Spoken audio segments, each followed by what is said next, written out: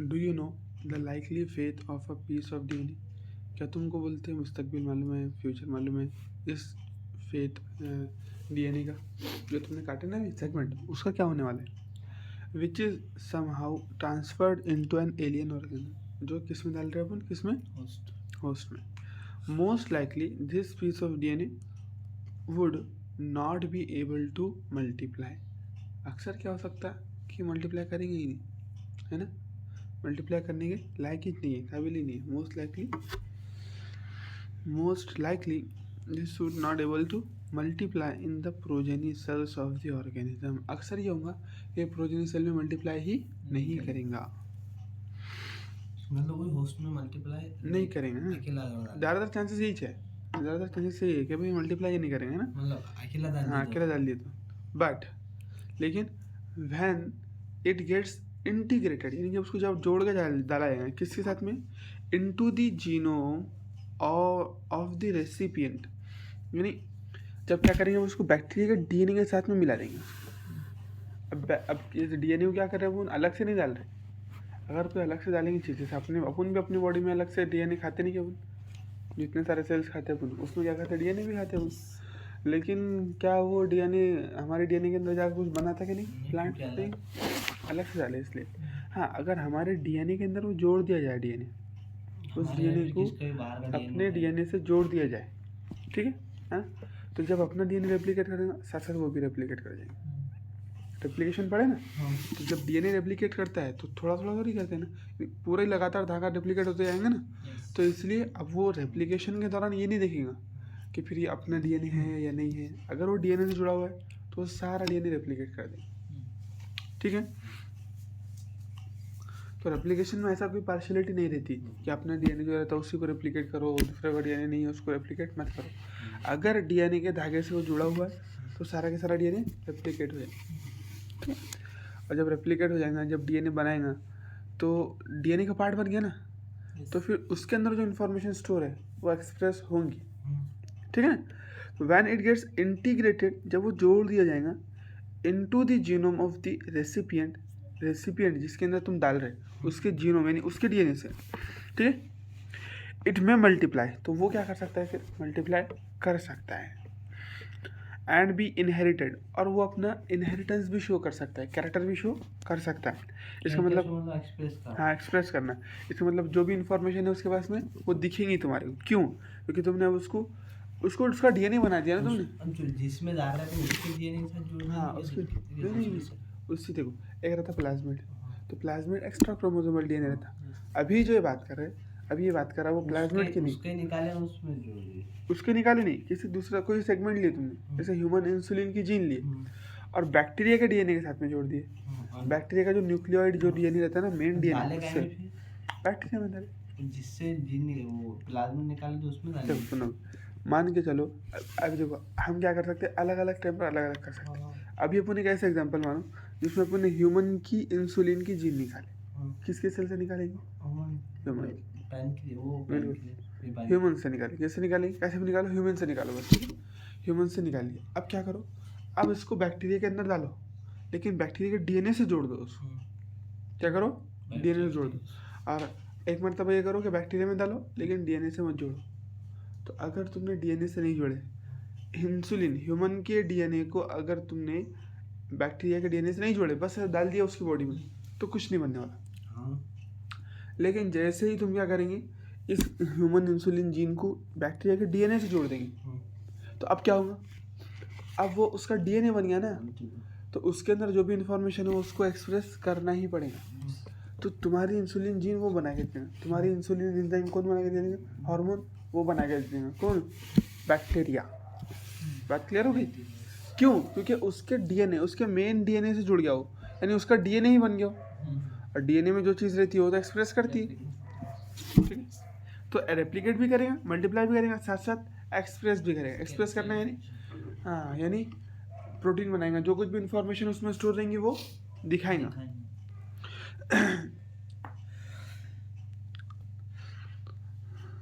Clear हो गया? Along with the host DNA.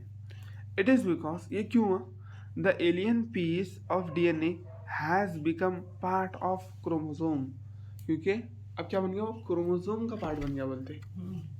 DNA में चिपका दिया ना तुमने उसके मेन डीएनए में, तो उसका किसका पार्ट बन गया, क्रोमोसोम का पार्ट बन और गया। समरी बोल रहा मतलब दादाजी। क्रोमोसोम का पार्ट बन गया बोलते। Which has the ability to replicate, जिसमें क्या रहती है, अपन ने देखे थे मियोसिस में क्रोमोसोम रेप्लिकेट होते करके एस फेज में, तो बस वही बात है यहाँ पर भी। इसलिए वो साथ में क्या होगा, रेप्लिकेट भी होगा और एक्सप्रेस भी करेगा। इन अ क्रोमोसोम में क्या होता है देखो, there is a specific DNA sequence called origin of replication, या फिर बोल सकते हो तुम डीएनए के अंदर एक ऐसी जगह रहती है जिसको क्या बोलते हैं अपन, origin of replication, which is responsible for initiating replication. जो क्या रहता है, जरूरी रहता है किस चीज के लिए, रेप्लिकेशन स्टार्ट करने के लिए। जिम्मेदार है। हाँ जिम्मेदार है, जरूरी है बोल सकते हैं। Therefore for the multiplication of any alien piece of DNA, for the multiplication of any alien piece of DNA in an organism is needs to be a part of chromosome। अब देखो उसने वजह दिया कि जब तुम नॉर्मल डाल रहे थे, सेल में उठाए, सेल में तुमने डीएनए का टुकड़ा डाल दिया, किसी से जोड़े नहीं उसको, तो रेप्लिकेट क्यों नहीं कर रहा था, उसका रीज़न दिया क्योंकि उस डीएनए में ORI नहीं है। क्या नहीं है, ORI नहीं। अब रीजन दे दे। हाँ, अब तुमने उसको जोड़ दिए मेन डीएनए से, तो अब वो ORI सीक्वेंस तो मेन डीएनए में है, तो जब वो रेप्लिकेट करना चालू करेंगे तो पूरा एक साथ रेप्लिकेट कर देंगे। लेकिन जब इसको अपने काट दिया तो चलेगा ना इसका, वो हाँ। दूसरे बच्चे में मिलेगा, तो ये असर्शन रीजन बन सकता है। हाँ बिल्कुल। कैसे तो in a chromosome there is a specific DNA sequence called the ORI, ORI रहती है बोलेंगे, ठीक है, और बोले हाँ, विच is responsible for initiation of replication. हाँ इनिशिएटिंग रेप्लिकेशन। ये होगा हाँ है ना। देखो क्या बोलेगा, जैसे सर्जन में फॉर एग्जाम्पल क्या बोल सकते हैं कि ORI is responsible for initiating replication. क्यों, therefore the multiplication of any piece of DNA in an organism is needs to be part of chromosomes. Reason दे दो, तो क्या रीजन सही है फिर असर्जन का। देखो असर्जन क्या बोल रहे हैं अपन कि कोई भी क्रोमोसोम जो है जो रेप्लिकेशन के लिए ORI जरूरी है करके ना, ये सही है। और for the multiplication of any alien piece of DNA in organism is need to be a part of chromosome. ये बात सही है, तो यह रीजन है कि उसका ये अगर ये असर्शन होता क्या कि for the multiplication of any alien piece of DNA in an organism it needs to be a part of chromosome, और रीजन देते हैं ये वाला कि ORI is responsible for the replication, तो ये सही हो जाता है ना। ये इसका मतलब क्या, for the multiplication any piece of DNA organism. देखो किसी भी एलियन डीएनए को, किसी भी जो कुछ भी तुम डाल रहे उसको मल्टीप्लाई करने के लिए क्या जरूरी है, उसके पास में ORI होना चाहिए। तो अगर उसके पास ORI रहेंगी तो मल्टीप्लाई कर सकता है बस।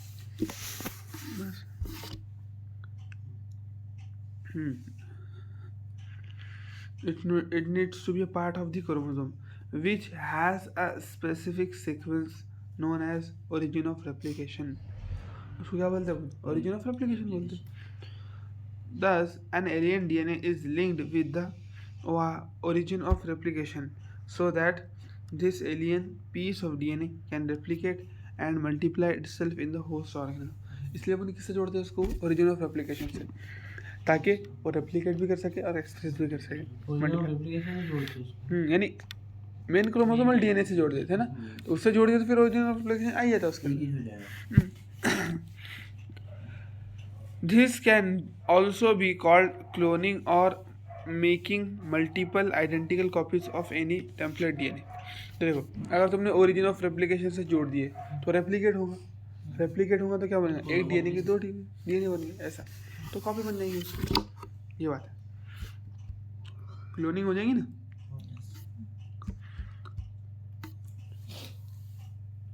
अब देखो let us now focus on the first instance of the construction of an artificial recombinant DNA.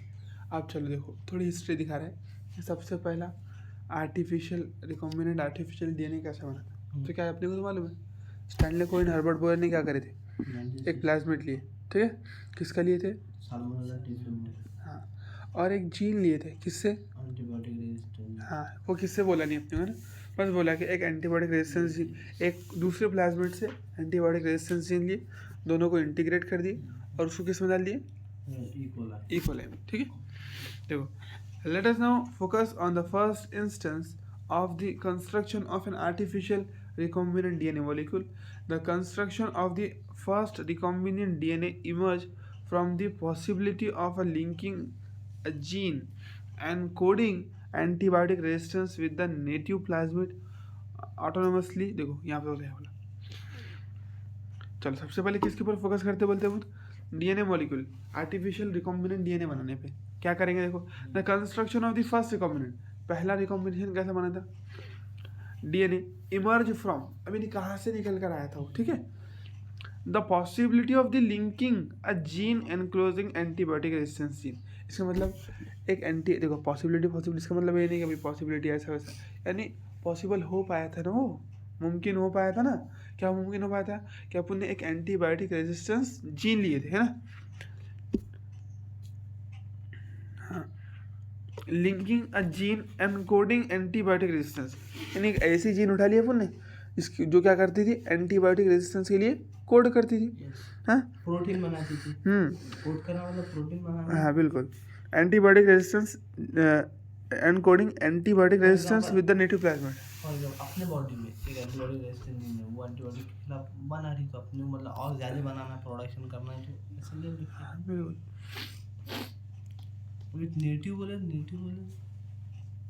यानी native plasmid autonomous, native plasmid बोले तो नेटिव का मीनिंग क्या ले सकते हैं अपन, आम ले सकते हैं, नेटिव का मतलब क्या ले रहे हैं अपन, मकामी, यानी देसी बोल रहे हैं उसका, पर इसका मतलब वहीं रहने वाला, यानी कहाँ रहने वाला, सल्मोनेला टाइफी म्यूरियम के अंदर मिलने वाला। तो उस जीन को किससे जोड़े थे अपन ने, प्लाज्मिड से, किसके प्लाज्मिड से, सल्मोनेला टाइफी म्यूरियम के। अब प्लाज्मिड के कुछ फीचर दिया, देखो क्या क्या रहता है, सबसे पहला ऑटोनॉमसली रेप्लिकेटिंग, खुद ब खुद रेप्लिकेट कर सकता है। अब अपने को प्लाज्मिड को मेन डीएनए से नहीं जोड़ना पड़ता, मेन डीएनए के अलग रेप्लिकेट करता है, क्योंकि प्लाज्मिड में भी और आई साइट रहती है, इसलिए वो खुद भी रेप्लिकेट करता है, प्लाज्मिड की जरूरत है ना, हाँ, अपन जो रेस्ट्रिक्टेड न्यूक्लियस सब प्लाज्मिड को करते हैं, हाँ, क्योंकि आसान रहता है ना, प्लाज्मिड छोटा रहता है, उससे जोड़ना आसान रहता है।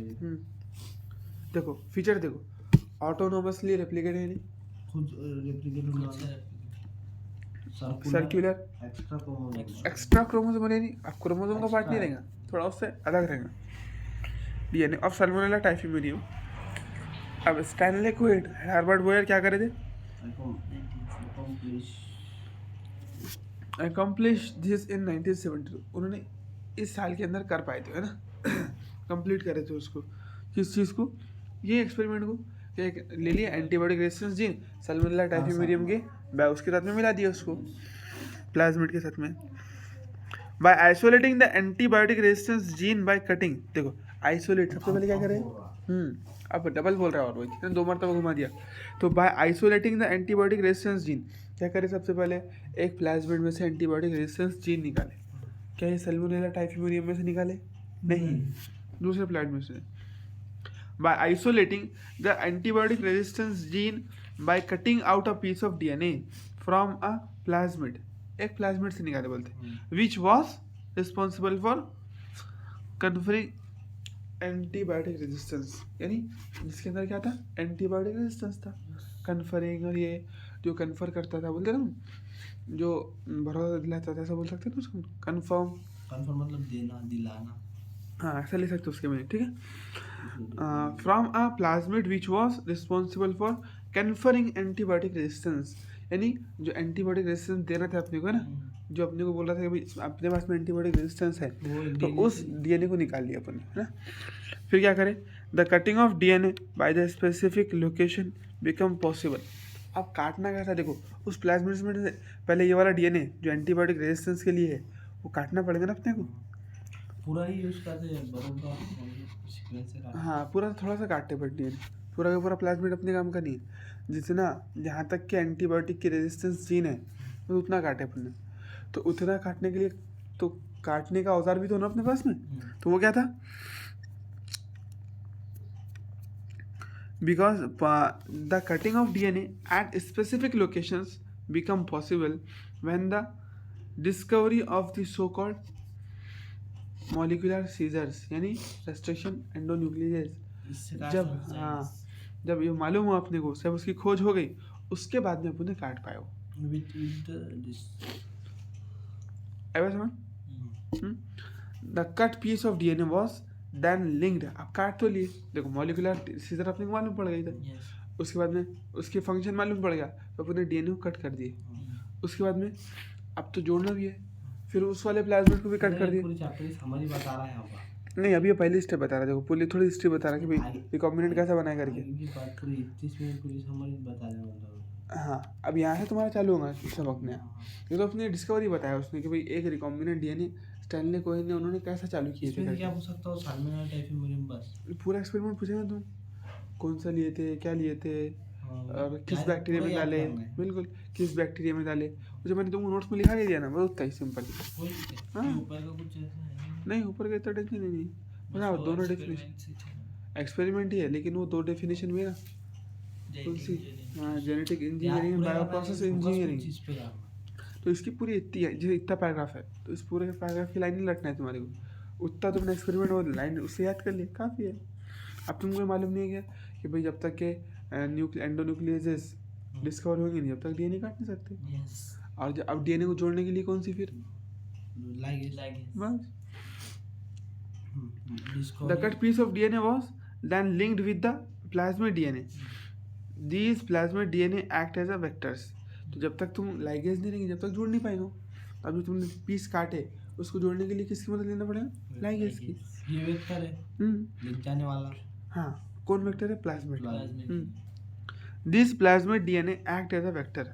अब ये जो प्लाज्मिड डीएनए वो कैसा एक्ट करेगा, वेक्टर। कौन सा प्लाज्मिड डीएनए, जिसके हमने जिसके अंदर हमने वो कटा हुआ डीएनए जोड़ दिए। हाँ क्यों जोड़े उसमें, डायरेक्ट क्यों नहीं डाल दिए, क्योंकि हाँ उसके पास में ORI है, वो रेप्लिकेट कर सकता है, इसलिए अपन उसकी मदद से उसमें डाल रहे हैं उसको, ठीक है। तो ये क्या है बोलते हैं, वेक्टर एक व्हीकल जैसा है, क्या है, व्हीकल ले जाने वाला, इसके बगैर जाएगा क्यों, नहीं जाएगा।